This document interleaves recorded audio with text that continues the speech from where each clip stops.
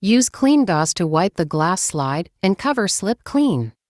A drop of water on one side and a drop of iodine on the other side of the glass slide.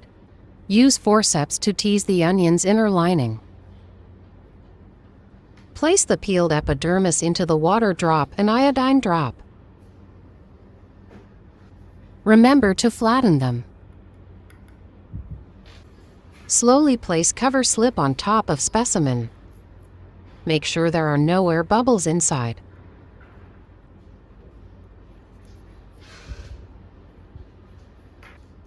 Use a piece of blotting paper to remove excess water.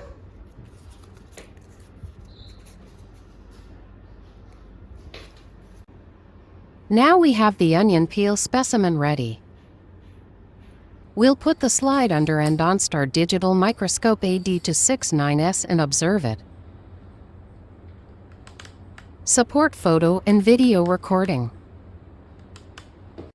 We can see onion cells have distinct boundary, which is cell wall. These cells are rectangular shaped. It is more obvious after staining with iodine.